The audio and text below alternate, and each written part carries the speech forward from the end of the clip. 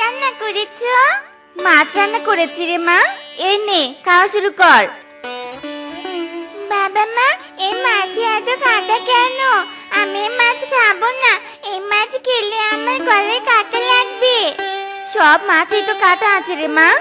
ভুল, সব মাছে কাঁটা নেই, যেমন চিংড়ি মাছ। বাবা, এখন থেকে আমি চিংড়ি মাছ খাবো। তুমি আজকে আমার জন্য বড় চিংড়ি কিনে আনবে। মারে, বাজারে চিংড়ির যা দাম, অত দামে চিংড়ি কিনতে পারবো না রে মা। আমি কিচ্ছু জানি না।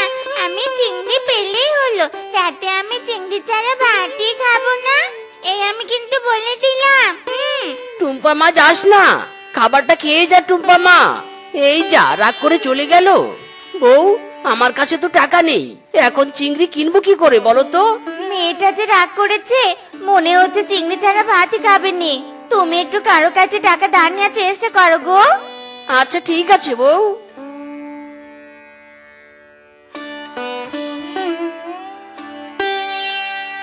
বউ, আমি চললাম, দেখি কারো কাছে টাকা ধার পাই কিনা।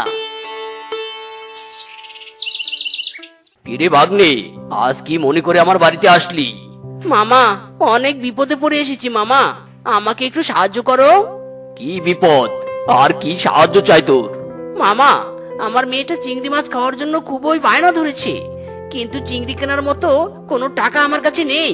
দয়া করে কিছু টাকা ধার দাও তো। কি বলবো আর ভাগ্নে তোকে, তোর মামিও কয়েকদিন থেকে আমার কাছে চিংড়ি কিনতে চাচ্ছে, কিন্তু টাকার অভাবে আমি কিনতে পারছি না। তার মানে তোমার কাছেও টাকা নেই? না রে ভাগ্নে, তুই অন্য কোথাও দেখ গিয়ে। ঠিক আছে মামা।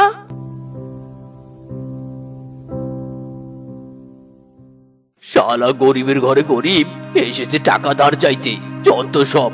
বৌদি, আমাকে কিছু টাকা ধার দাও তো, ছোট মেয়েটার জন্য চিংড়ি কিনবো।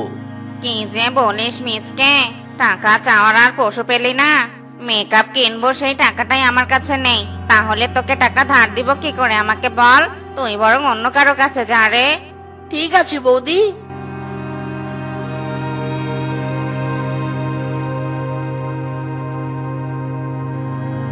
বন্ধু ফিসকে, তোর কাছে টাকা ধার দেওয়ার মতো কিছু টাকা হবে রে? কেন, টাকা দিয়ে তুই কি করবি? আর বলিস না রে, টুম্পার জন্য চিংড়ি মাছ কিনবো। চিংড়ির জন্য টুম্পা অনেক জেদ করছে। টাকা তো আছে, কিন্তু তোকে ধার দিব না। দে না বন্ধু, কিছুদিনের মধ্যেই তোর টাকা পরিশোধ করে দিব। না না, তোকে আমার চেনা আছে, তুই যা গরিব, একবার টাকা নিলে আর ফেরত দিতে পারবি না। আমি তোকে টাকা দিব না, যা তুই।